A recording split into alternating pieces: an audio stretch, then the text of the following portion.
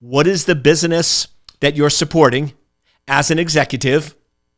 How do they make money? And what is your competitive or unique differentiator in the market? Welcome to Life of a CISO.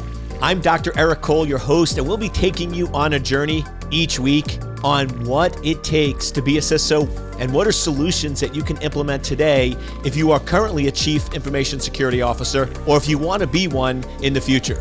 This is Life of a CISO. Welcome to this week's episode of Life of a CISO with yours truly, Dr. Eric Cole. Thank you so much for joining me. It's one of my favorite times of the week where we get to talk about what it means to be a Chief Information Security Officer.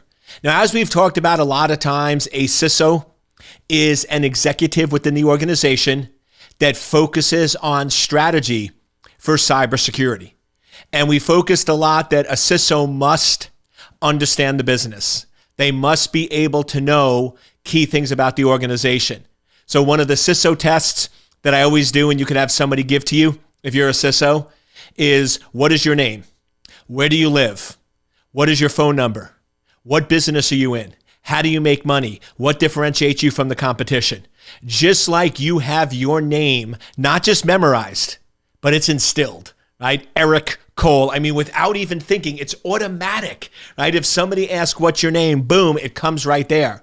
That how is ingrained the business needs to be. You need to understand clearly what is the business that you're supporting as an executive, how do they make money, and what is your competitive or unique differentiator in the market? Because let's face it, executives focus on growing the organization, on making the organization successful. So if the CISO doesn't know the mission of the organization, what they're in, what's successful, what's not, how are you going to be able to implement effective solutions?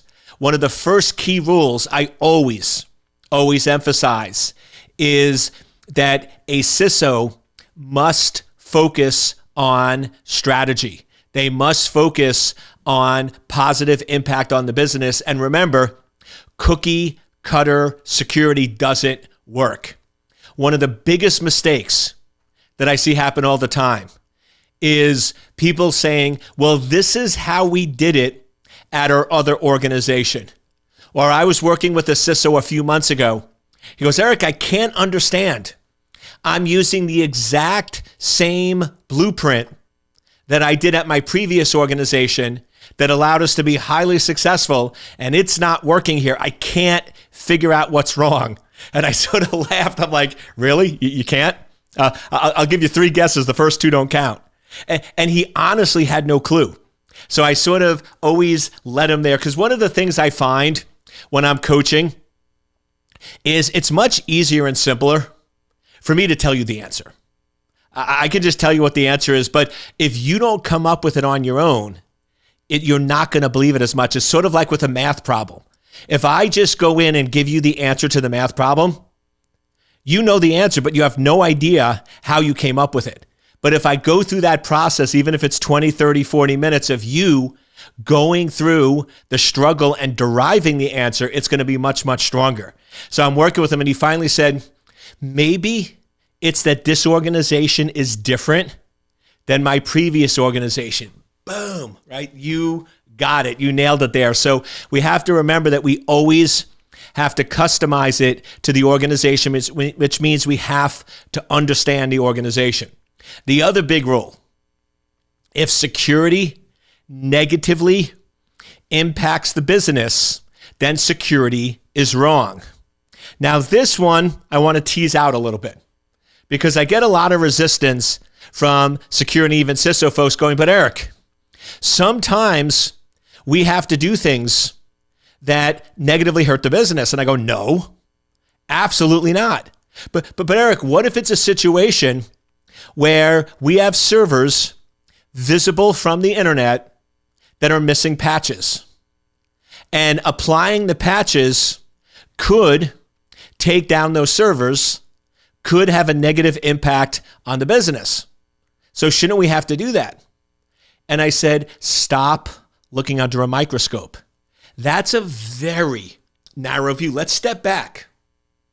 If I have servers that are visible from the internet that are missing patches, and we know that is the number one way of compromising systems, and we're forcing rapid patch rollout so those systems aren't compromised and those systems aren't broken into. From a macro strategic standpoint, isn't that a positive impact? Isn't that positively impacting the business? If we look over a 2-year period, having servers unpatched for 2 years versus having servers patched for 2 years, isn't that a net positive what we're doing? Now, yes, short term, it might seem like it's a negative, and the reason is this: you're not doing comparative analysis. So here's the problem. What a lot of organizations do is, let's say today they have unpatched systems visible from the internet. They make the false conclusion to say life is perfect. Life is perfect, life is great, there is no issues and is no risks. Now, if we have to go in and roll out 50 patches to 30 servers and get them rolled out very quickly, the potential there could be an impact, an application might break, that there could be some short-term value. Well, if we view incorrectly that the current world is perfect, then yes, that would be a negative on the business. That would be negative. However, the world is not perfect. Right now, we are exposed. We are vulnerable. We have major, major risks. And the probability of compromise today is almost guaranteed. That's the reality. If we take that reality versus a potential short-term impact on applications that might or might not happen, right? There might not be anything. We don't really know for sure. There could be no impact. There might be a small impact. That's a net positive, not a net negative. So that, to me, is actually a positive impact on the business. But the issue and problem that CISOs get into is because they use an incorrect perception of reality, they actually end up not doing a lot of things because they think it has a negative impact on the business when it's very microscopic, short term, and it's not really looking at the correct comparative data. So applying patches to internet-facing systems is absolutely a net positive, not a net negative on the business or organization. So make sure that we're using correct, accurate data when we're going in and making those calculations. And that's one of the things that I urge a CISO to do, is always put monetary values on everything. What you're doing today versus what the proposed solution is. One thing that I believe is going to happen, it's probably going to be a couple of years, but it is going to happen. One of the things I found is doing this for 30 years and really understanding and knowing the industry is my predictions are almost always right. I just always get the time wrong, right? I sometimes get the time wrong. So I'll say it'll be 2 years and it'll sometimes be 5 years. I'm sometimes a little aggressive on my time frame, but they usually do come to pass. And to me, what is going to happen, it has to happen, is we have to stop using email as a file transfer mechanism. We have to stop utilizing email for attachments and embedded links. We just have to. It's too big a risk and it's too big an exposure. And more importantly, it's not a necessary risk or a necessary exposure. In most organizations, you don't really need to receive attachments and embedded links from unknown sources. It is not something that is needed or required to run the business. There are many methods where you can authenticate people, you can upload, you can do many other factors. And I get pushback going, but Eric, what's the difference? Whether I email you an attachment or I upload a document to a Dropbox and I'm using it generically here, not specifically for the name of the company, what's the difference? Well, the difference is huge. Emails are not authenticated. When you get an email from somebody, you don't know that it came from them. It could have been spoofed. Other things could have happened. There could have been many other factors in place. So emails are not valid form of authentication. Plus, it could be a similar looking email that you could fall victim to. And a lot of people don't actually look at or trace or validate the emails. So you get an email and you assume it's from that person and you take action. When we're doing file transfer mechanisms like Dropbox generic solutions, you're authenticating, logging in, validating, and you're expecting that document. So I'm working with a law firm. We do expert witness work in my business, and we're working on a report right now. So I go in and I upload the report, and after I authenticate and upload it, and then I text the person and say, the report is uploaded. It's version 12. They then go in, edit, verify, and validate. That's a lot different than you just randomly getting an email that says, here's an invoice that's been unpaid. You need to take a look at it. Most of the phishing attacks that we investigate and deal with against individuals are things that they're not necessarily expecting or occurring. It's not like they're getting a report that they're actively working on. That happens once in a while, but that's not the normal. It's usually something unsolicited. Like the big one now we see is 5 of your coworkers tested positive for COVID. Please click here to find out. Or COVID outbreak at your child's high school. Please click here to find if your child's been in contact with these individuals. It's those unsolicited type things that people are going to more actively click on. Wouldn't it be better for the school district to set up a website where parents have access to, which most do? I know with my kids' school, we have authenticated websites for getting information and data, and they post it there, and then you just get an email that says, with no link, no attachment, it just says, new information has been updated to the site. Please visit the portal to find out those details. Isn't that a better, smarter way of doing things? But old habits die hard, right?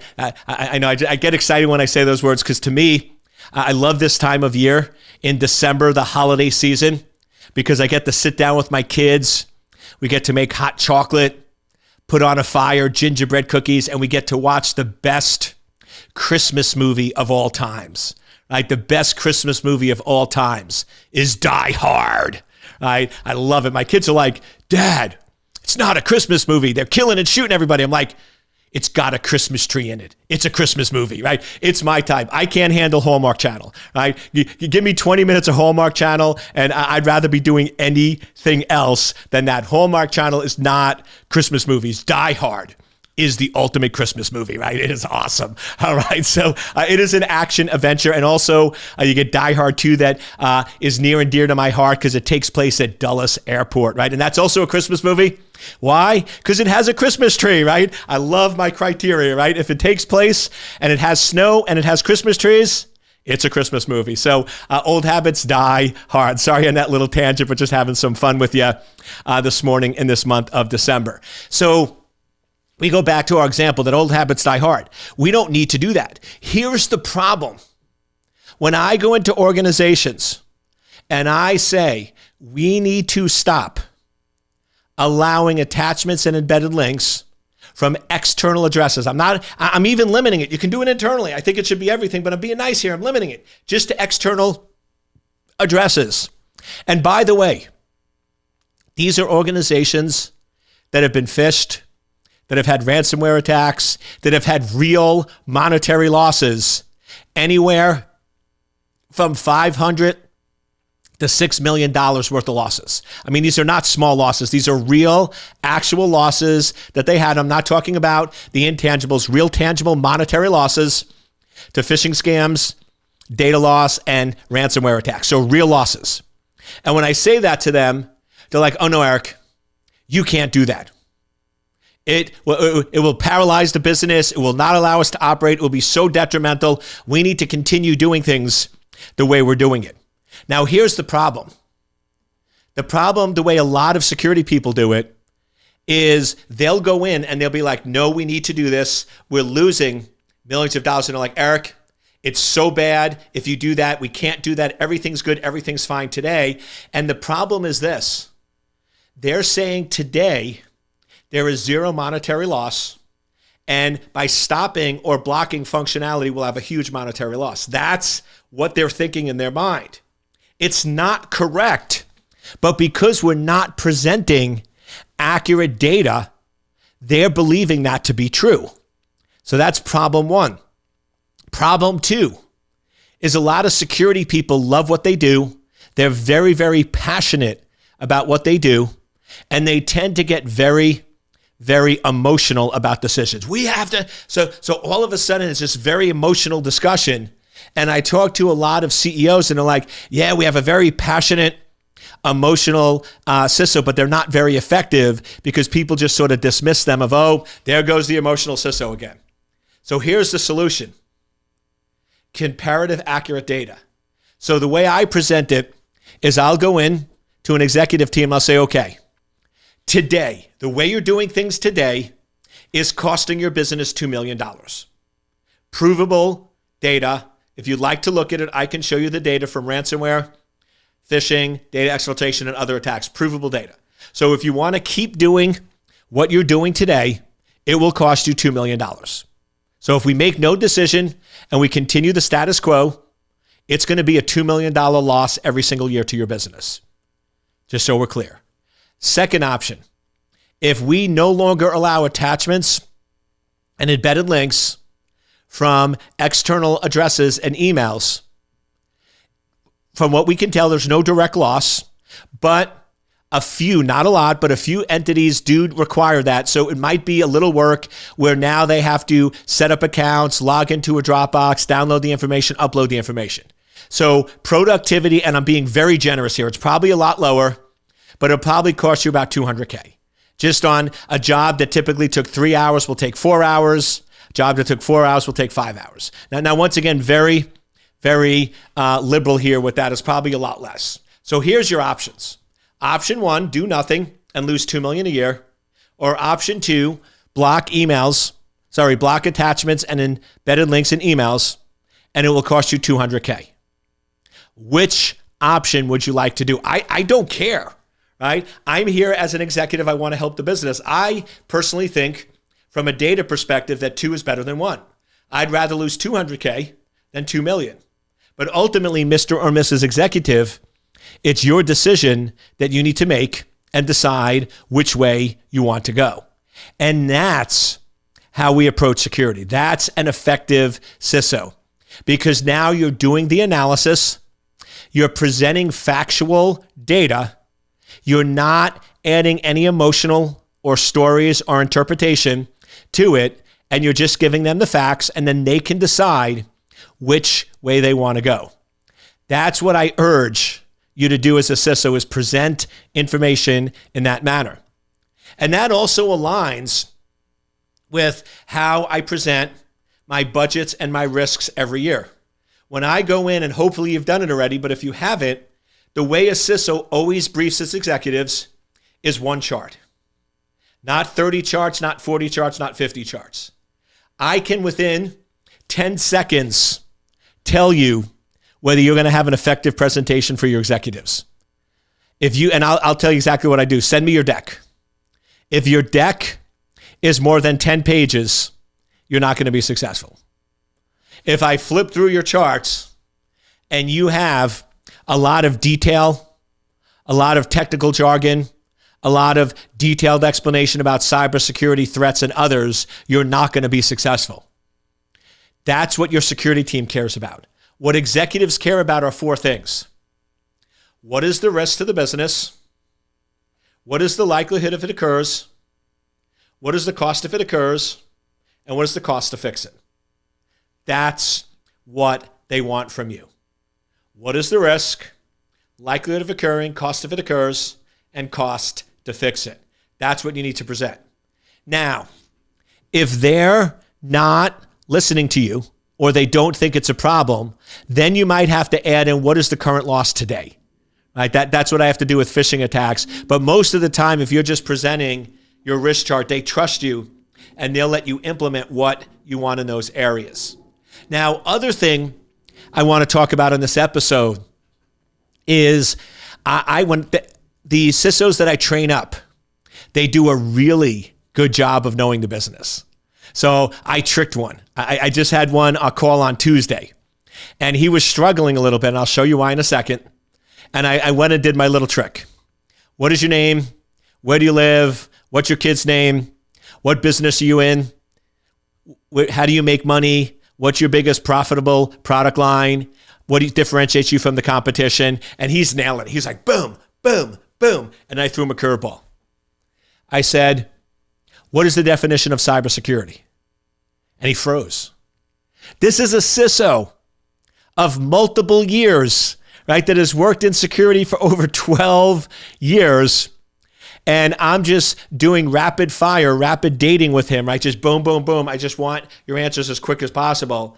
And I got him stuck on what is cybersecurity. We often forget. And I see this sometimes where I'll be on social media and people will start debating about some of my methods or techniques. And I'll ask them, I'm like, what is the definition of cybersecurity? And the funniest thing is people can't answer that. Now, if I was talking to parents or teachers or doctors or lawyers or non-technical people, I would give a slightly different definition. But the definition of cybersecurity that a CISO must be obsessed with is cybersecurity is all about understanding, managing, and mitigating the risk of your critical data being disclosed, altered, or destroyed. Now, I did it all the same, so let me now put some emphasis in it and see if you can figure out the 3 core areas of cybersecurity. Cybersecurity is all about risk of your critical data being disclosed, altered, or denied access. That's cybersecurity. So the 3 areas of cybersecurity is risk, critical data, and I call the CIA triad: confidentiality, integrity, and availability. So sorry, I did the flip. I think I did denial. Yeah, so we want to prevent disclosure, alteration, and denial of access, which is just the alternative of confidentiality, integrity, and availability. So those are our 3 things. So as a CISO, you need to always first ask, okay, what are the risks to our organization? What are the risks or things that could happen to our business? The second thing is, what is our critical data? What is the critical information? And what do we need to focus on? And then, what allocation of our budget should we do to confidentiality, which is prevent, detect, deter the unauthorized disclosure of information; integrity, prevent, detect, deter the unauthorized alteration of information; and availability, prevent, detect, deter the unauthorized denial of access to information. How should we allocate our budget across those areas? Those are 3 things that we must always focus on. Now, one thing as a CISO that you want to work on is training all the other executives in your business to always ask a second question. And here's what I'm referring to. 100% security absolutely exists. It absolutely does. I remember I was giving a presentation, and I have some slides that I reuse, but every presentation is unique and customized. But one of the slides I use a lot is sort of laying out the current landscape. And one of the things it says is 100% security doesn't exist.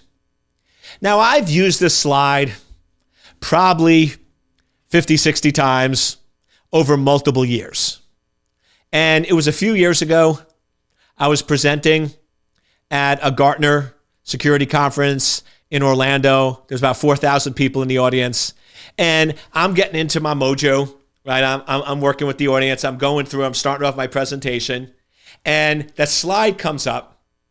And I go in. And as I'm about to present, like I've always done 50 or 60 times, for some reason on this particular day, I just felt something from the audience, and I stopped, and I looked down and I said, is that really true? I presented this a ton of times, but is that really a true statement that 100% security doesn't exist? And we went through a little exercise where I took my cell phone and I said, can I make this 100% secure? And we went through some iterations, and eventually the audience agreed that if I took my phone, I turned it off, I smashed it to pieces with a hammer, I poured lighter fluid on it and I burnt it to a crisp, that would be 100% secure. And everyone agreed. But here's the issue. I can absolutely achieve 100% security. But what is the value or functionality of my phone when I make it 100% secure? 0. So 100% security means 0 functionality, which means we now have one of our core rules of security. This is like the law of gravity. That this law is always true. Whenever you're adding functionality, you're decreasing security. Every time. It is a guarantee. Just like if I take this pad of paper and I drop it, it's going to the ground. It's not going to float in the air. I can keep doing this. It's never going to float in the air. It's never, ever going to float in the air, right? The law of gravity says it's always going to fall down. Same thing. The law of security says anytime I'm adding functionality, it's going to decrease security. It is a guarantee. So here's the job.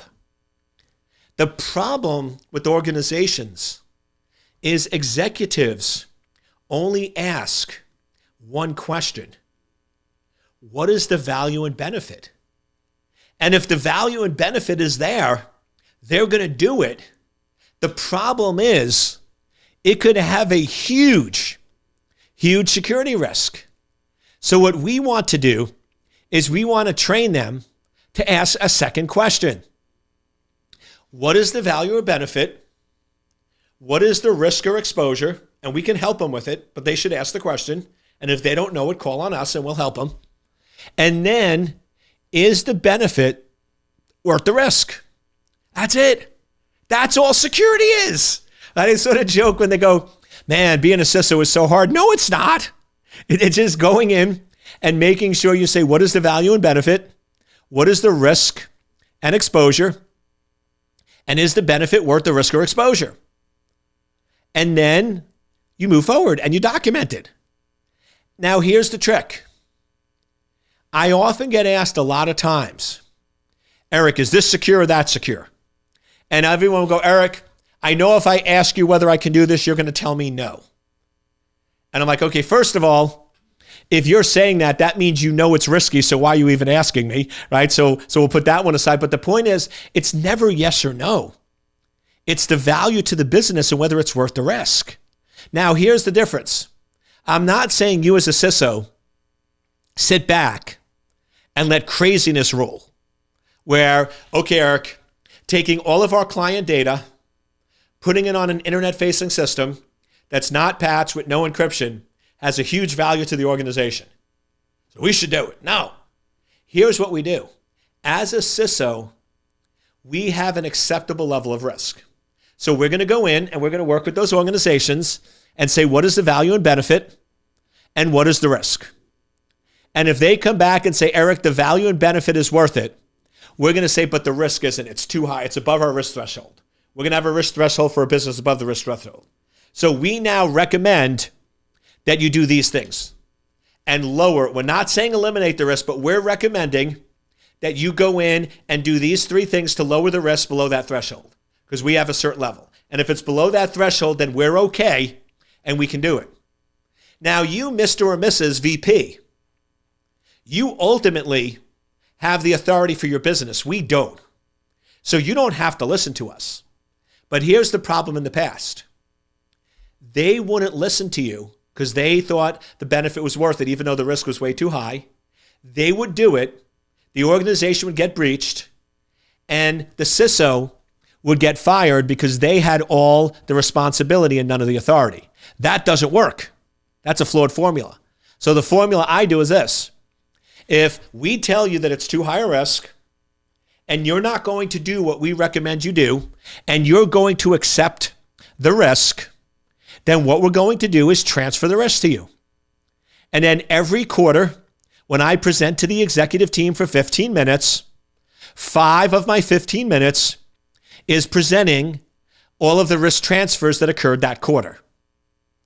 In the beginning, there's a lot. At the end, there's a lot less because they realize it doesn't work. And I'll go in and I'll present to the executive team, listen, the VP of Product X is rolling out this new server. We felt that it was too high a risk. They didn't feel like they had the budget to implement our recommendations, so they did it anyway, so we're transferring the risk to them.